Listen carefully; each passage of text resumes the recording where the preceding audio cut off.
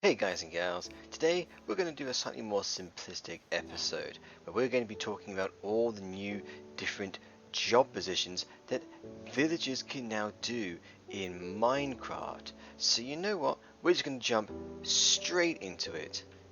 No intervals, nothing. Right then, so we already know about brewing stands creating clerics and farmers being created by composters. Oh, there's a merchant over there.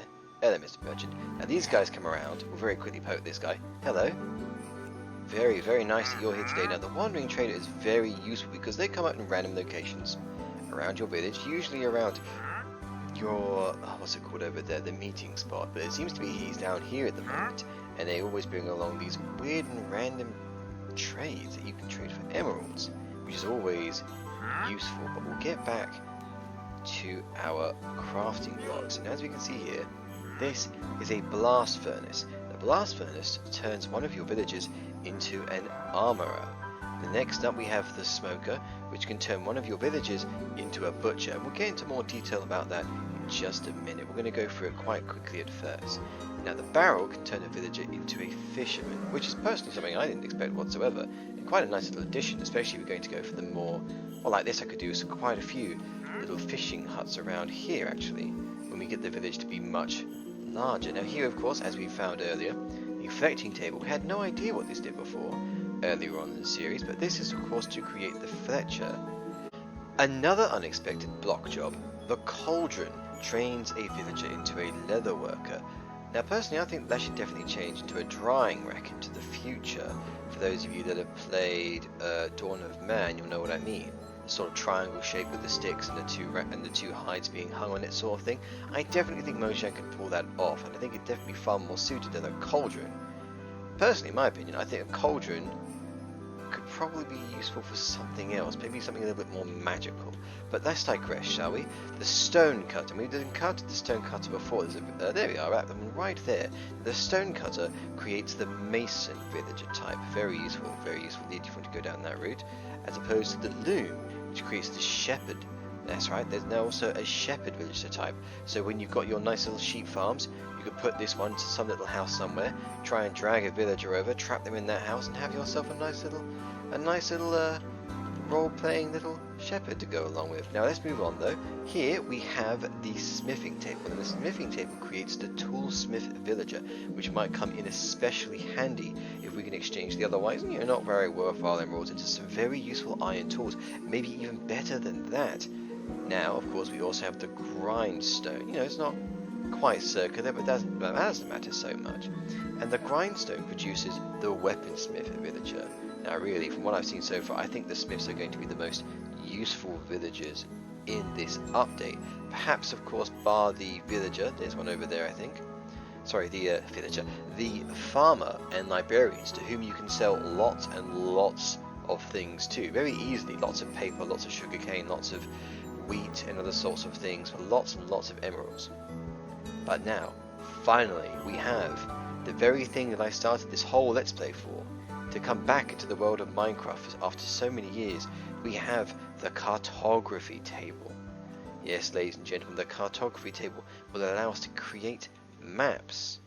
Not more accurately, it will also allow us to get the cartographer, whom we can purchase special maps for, to really go on some proper and true adventures.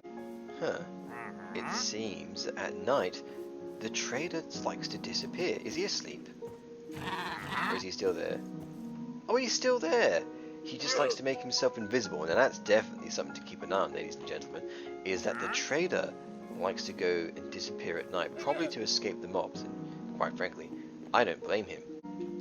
Now the armorer villager, now he's quite a useful fellow. He can purchase quite a few things. Iron ingots, of course, coal, even lava buckets and diamonds. I wouldn't recommend selling your diamonds to him, but still. He can, however, sell you some very useful things. Iron armor at first, then he can start selling you bells and chainmail. After that, he can begin to sell you shields, which you could always make yourself, to be perfectly honest with you. But lastly, and this is the important part, he can sell you some diamond armor when he gets to become an expert or a master. And quite frankly, I think that is amazing. Absolutely amazing. Next up, we have the Butcher. Now, the Butcher, he takes a whole bunch of different things, really. I mean, one would have thought that you'd be able to sell him, sorry, not sell him, purchase a lot of meat from him, but this is not quite true.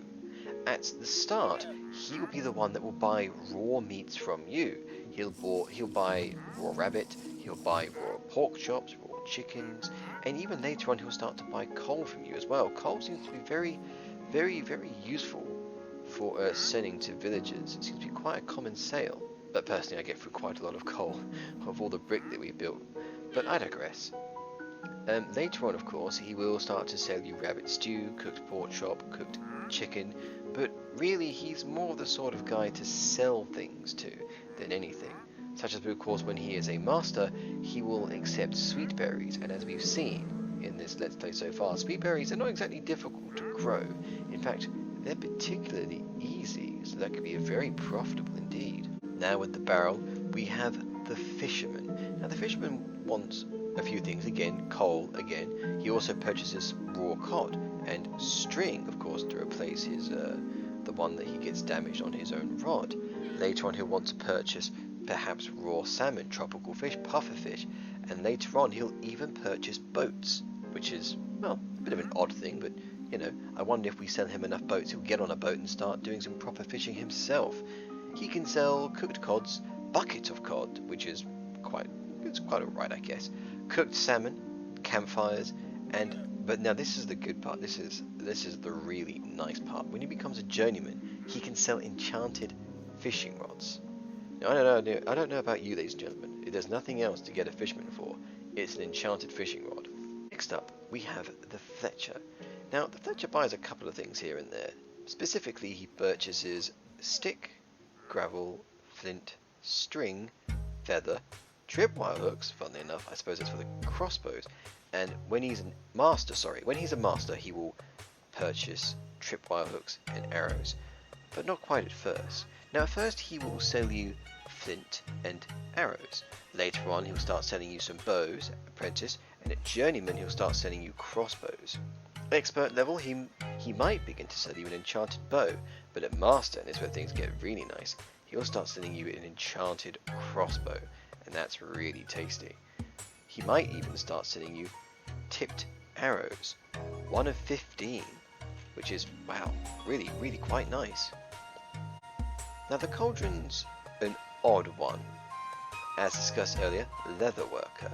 At first, at novice, the leather worker will like leather. At apprentice, they'll like flint. Journeyman, they'll prefer some rabbit hide, which is strange. I would have thought that rabbit hide would be a bit earlier on, but never mind. They'll also, at expert level, they'll desire scoots. Now, scoots are something that you get from tortoises, but I won't spoil for you that right now. At novice level, he's willing to sell you leather pants and leather tunics. At apprentice, he's willing to sell you leather caps and leather boots. Journeyman, leather tunics. Expert, leather horse armor.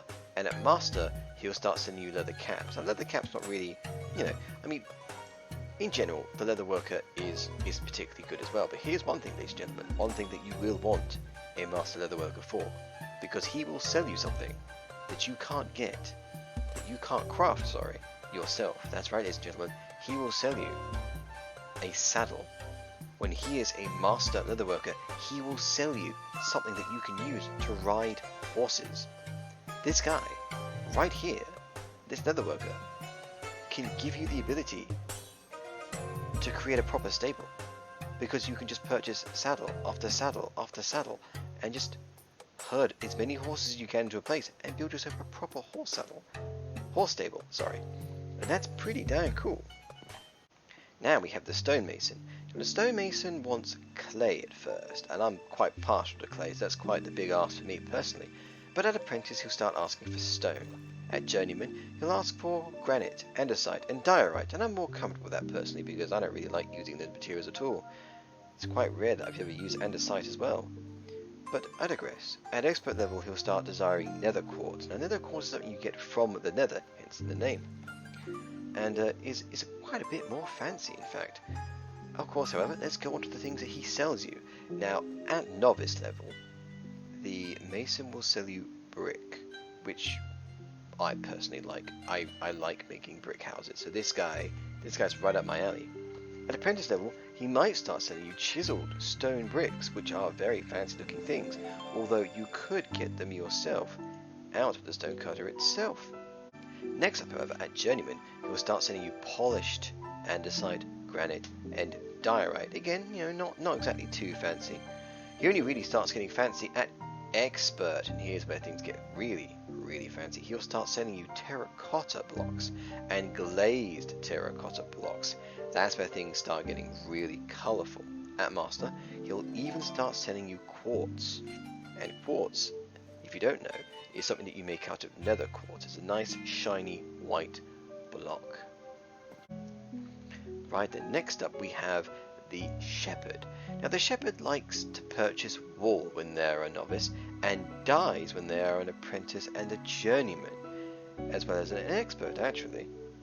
However, when it comes to selling things, they're not quite so fancy. In truth, the shepherd's rather simplistic. In fact, most of the villages so far that we've discussed are quite simplistic. At novice, they'll sell you shears. At apprentice, they'll sell you coloured wool, perhaps carpet. At journeyman, they'll start selling you beds. And at expert, they'll start selling you blank banners. That's all quite alright. Having banners are quite nice, but it is frankly, honestly, much easier to craft these banners yourself. Even at master, where he will sell you paintings. Again, I mean, really, he should be selling you unique things, I think. I think that's where the villagers are all going wrong. They need to be selling you unique things you can't get yourself. Unique, fanciful things. Like, for example, with the shepherd, he should perhaps be selling you better shears, upgrades to your shears. Something like that. Well, maybe not upgrades, because I don't want to go down that route with Minecraft. I don't want to overcomplicate things, but perhaps better shearing tools. Something, or something that's made of a superior material. Perhaps something that you can put in your house, some kind of furniture, some kind of artifact or something or another that's actually quite fancy and really shows that you've actually got an expert / master shepherd, and you've really used them to the best of their abilities. But let's carry on, shall we? Next up we have the toolsmith. Now the toolsmith, again, like a lot of other villagers, he wants coal at a novice level. At apprentice he'll start desiring iron ingots, which is quite the ask. But at journeyman he'll start asking for flint, and as I've seen so far, I think only the weaponsmith and the fletcher really want flint. At expert he'll start desiring diamonds from you, and again, I genuinely recommend, ladies and gentlemen, that you keep your diamonds to yourself. Now, onto the things that he starts selling you. At first he starts to sell you some pretty awful stuff, and let me tell you, he starts to desiring. At first he starts to sell you some pretty awful stuff, let me tell you. He starts to wanting to sell you stone axes, shovels, pickaxes and hoes. Not very useful at all. However, at apprentice he'll start sending you bells, and those you can't craft yourself. That's where things get interesting. That's what we need to see more of from villagers in the Minecraft updates.